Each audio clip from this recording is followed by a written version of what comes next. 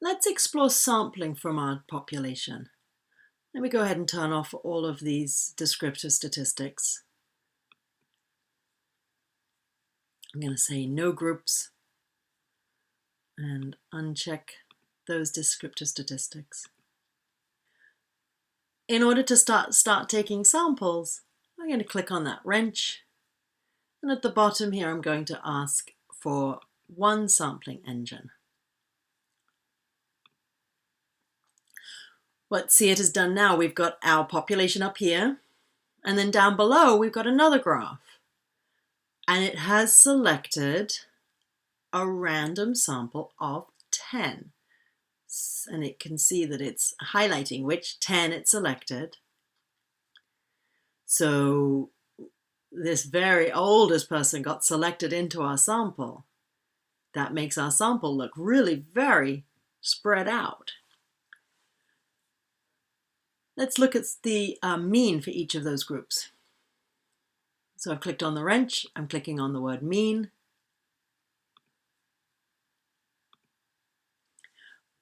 This sample was selected randomly.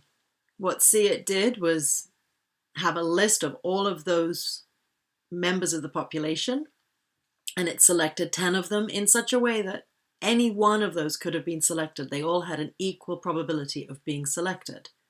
These were the 10 it selected this time. Any sample is going to estimate the underlying population. With a small sample like only 10, we're going to get quite a lot of variability in the mean of the sample, but it's going to hover right around the overall mean of the population. So in this case, we've overestimated the mean by 3 years, mostly because that one oldest person was selected into our sample. Let's try a different sample. To select another sample, we're just going to click that box sample. And this time we've underestimated the mean, but only very slightly, 40.3. Keep taking samples. Look at look at which individuals are chosen. Look at how different that mean is each time. It's jumping around.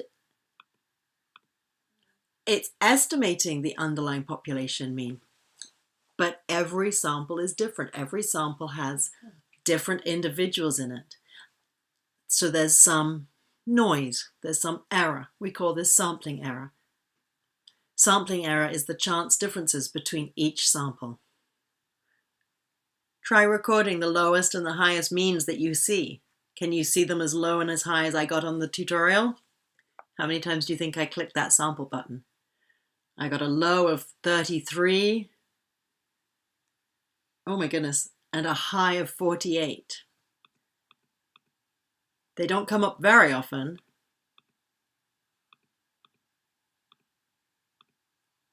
But every time we draw a random sample, the sample will be different. There will be sampling error. This was with a sample size of 10. What happens if we increase our sample? If we have a larger sample size? Let's take a look. I'm going to click on that wrench and I'm going to ask for 2 sampling error engines. So here's my population. Here's my first sample. Here's my second sample. I'm going to click on that red box so that the mean is displayed. Let's leave that first one at 10, a sample size, a lowercase n of 10. But let's come down to this one and say a sample size of 25.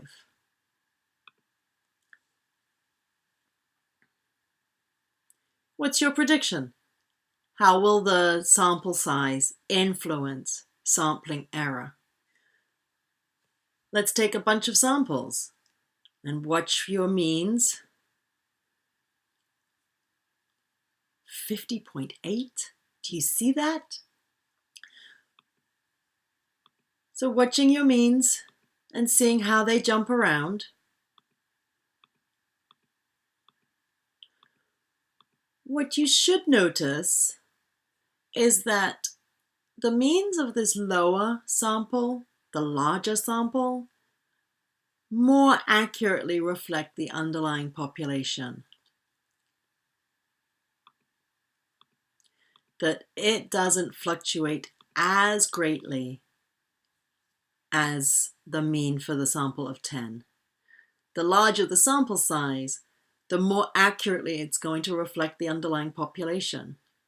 The smaller the sample size, the more it's going to have that chance error, that sampling error or noise.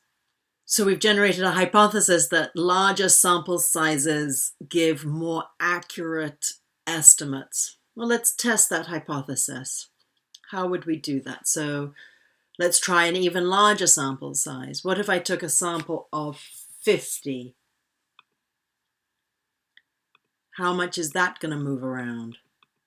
Do you see how that's barely moving around at all? How about if I took a sample size of 100?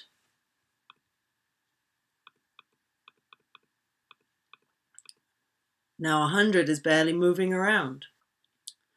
When we increase the sample size to 100, the sampling error has dropped dramatically, hasn't it? The larger the sample size, the smaller the sample error. SEEIT is selecting our samples. So at the moment we are believing that this is selecting samples randomly.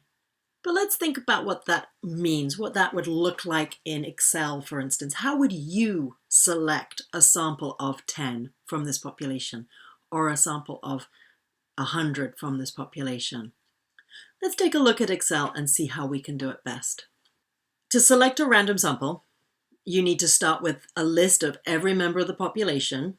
We've got that.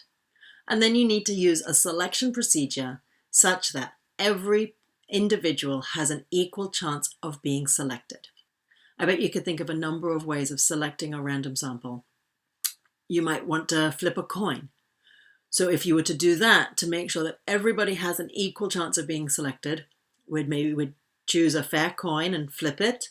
And for each person, we would record if there was a heads or a tails. And then we'd need to flip that coin 176 times for every person in our sample. And then we would have split that group randomly into two groups, the group that got heads and the group that got tails. There should be no real differences between those groups. You could roll a die, 6-sided die, and maybe only select the ones that you roll a 6 for. Excel has an easy way of doing it as well. Excel can assign each participant a random number. And then we can sort by the random numbers and see who ended up with the smallest random numbers. Let's go ahead and let Excel do that. I'm going to come over here and highlight column B because I want to add my random numbers right here between A and B. I'm going to come up to my pull-down menu, Insert, and choose Column. So all of the columns have shifted over to the right. And in new cell B1, I'm going to type the word random. Excel has a function that generates random numbers. It's under the functions. I'm going to search for, starting to type the word random, and we get this function rand, R-A-N-D, returns a random number greater than or equal to 0 and less than 1, evenly distributed. And it changes on recalculation. And it's just equals rand, open paren, close paren. So let's insert that function. So our function is equals RAND, open paren, close paren. And there is a random number between 0 and 1. And it's going to recalculate every time we sort or make other changes. I want to fill that down for everyone. I've started by just having that cell B2 highlighted. I'm going to scroll down to the end of my data set.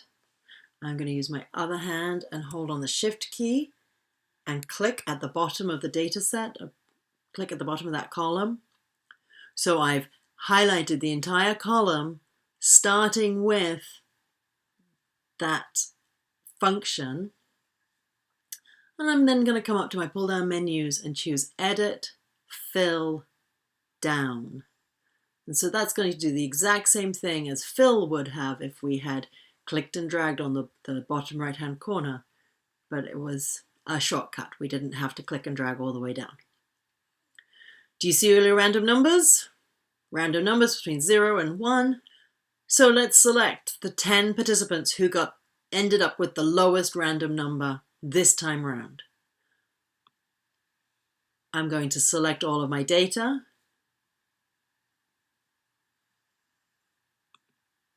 And choose Sort. My list has a header row. I'm going to sort by that random number and click OK. So it's sorted and then it immediately recalculated. So these top 10 don't look like the smallest numbers anymore, but maybe you saw it that they were just for a split second. Oh look, I got Jodie Foster twice in my subset, my random sample of 10. So I've now selected, I can now select the top 10 and have that as my random sample of 10 from this population. Who did you get in your random sample? When we select a sample randomly from the population, it should estimate the underlying population always. So it should be roughly the same in all of the variables. Let's have a look at one of the other variables that we've got here. We've got the variable gender.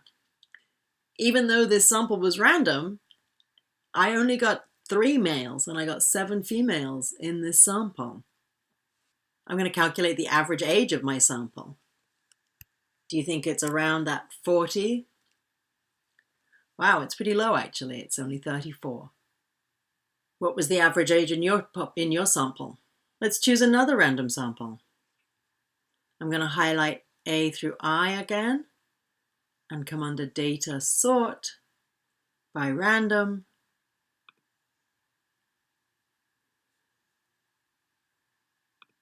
And so here are my lowest 10. Wow, Excel really likes Jodie Foster. And then there's the average of that lowest 10 because that has updated dynamically. You should be seeing that you are doing the same thing that See It was doing, where you are randomly selecting 10 from 10, a sample of 10 from this population.